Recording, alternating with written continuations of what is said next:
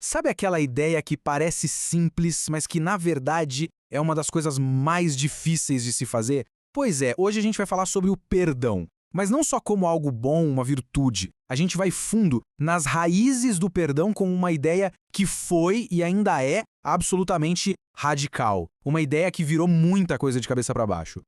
E para a gente já começar a entender o tamanho da coisa, olha só esse contraste. De um lado, um princípio de justiça que era a base do mundo antigo, a retribuição, olho por olho. Faz sentido, é uma lógica direta, né? Mas aí do outro lado surge um ensinamento que não é um ajustezinho, é uma revolução completa. Amar os inimigos, orar por quem nos persegue, é desse choque de mundos que a nossa análise de hoje começa. Então, esse aqui é o nosso roteiro. Primeiro, por que essa ideia era tão radical? Depois, de onde vem a inspiração, o modelo divino? Aí a gente vai ver a ausência de limites, que é surpreendente. Em seguida, como isso funciona na prática e, para fechar, o seu poder de transformar tudo. Vamos lá. Ponto 1. Uma ideia radical. A mudança proposta aqui não é só sobre ser bonzinho, é uma troca fundamental de sistema. É sair de um ciclo de vingança que não tem fim para entrar num caminho que busca restauração. E aqui tá o pulo do gato. O ato de amar os inimigos não é uma sugestão, sabe? Não é opcional. Ele tá ligado diretamente a uma identidade, a se tornar filho do Pai.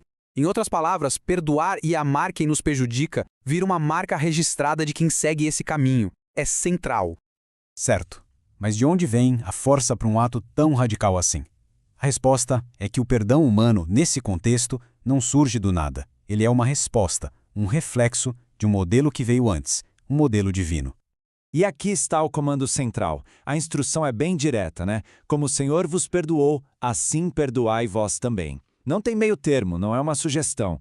É uma ordem clara para espelhar uma ação divina no nosso dia a dia. A lógica é simples. Se alguém recebeu perdão, essa pessoa deve passar esse perdão adiante. Então, vamos entender melhor esse modelo. O perdão divino é visto como o cancelamento de uma dívida que era simplesmente impagável. A humanidade devia algo que não tinha como quitar, e essa dívida foi zerada. É a partir dessa experiência de ter uma conta gigantesca perdoada que nasce a obrigação de perdoar os outros. Essa imagem de um documento sendo anulado é muito poderosa. Pensa num contrato, numa nota promissória que listava tudo o que se devia. A ideia aqui é que esse documento não foi renegociado, não foi pago em parcelas. Ele foi rasgado, anulado, cancelado. A obrigação deixou de existir. É essa anulação completa que serve de modelo. Tá, mas e a escala desse perdão? Tem limite? É o que a gente vai ver agora na nossa terceira parte sobre o perdão sem limites. E para isso, vamos mergulhar numa história que ilustra de forma dramática o que se espera de quem foi perdoado. E tudo começa com uma pergunta muito prática, muito razoável de Pedro. Senhor, quantas vezes eu tenho que perdoar? 7 vezes tá bom? E vamos combinar, 7 vezes já parece bem generoso, né? Ele estava buscando uma regra, um número para se basear. Uma pergunta que qualquer um de nós poderia fazer.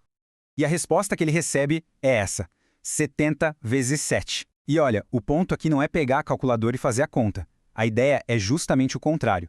É destruir a própria ideia de contar. O número é simbólico, significa um perdão que não tem fim, que para de anotar as ofensas numa listinha. É ilimitado. Para ilustrar isso, vem a parábola do servo ingrato. E aqui o contraste é absurdo. Pensa bem, o sujeito teve uma dívida perdoada de 10.000 talentos. Uma fortuna, uma soma impagável, tipo a dívida de um país inteiro. E o que ele faz logo em seguida? Encontra um colega que lhe devia 100 denários, uns 3 meses de salário e se recusa a perdoar. A desproporção aqui é o ponto central. A misericórdia que ele recebeu foi gigante e a que ele se negou a dar era minúscula em comparação. Ok, a teoria é poderosa. Mas como isso funciona na vida real? Vamos para a nossa quarta parte, o perdão em ação. Agora a gente sai da teoria e das parábolas para ver como esse princípio deveria funcionar em comunidades e nos relacionamentos do dia a dia. Olha que interessante. Para a vida em comunidade, o perdão não é um ato isolado. Ele vem num pacote junto com compaixão, humildade, paciência. São várias atitudes que juntas mantêm a harmonia. E todas elas se baseiam naquele mesmo mandamento: perdoar como fomos perdoados.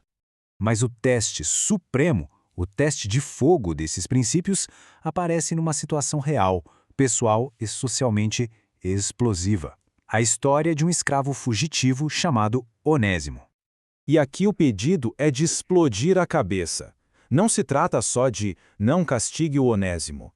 O apelo é por uma transformação completa da relação. Recebê-lo não mais como escravo, mas como irmão amado. Isso era algo que virava de ponta cabeça toda a estrutura social da época. E a base para essa revolução toda? O perdão. E isso nos traz a nossa conclusão. A quinta e última parte, um ato transformador. Vamos amarrar tudo o que a gente viu e refletir sobre o verdadeiro poder que o perdão carrega.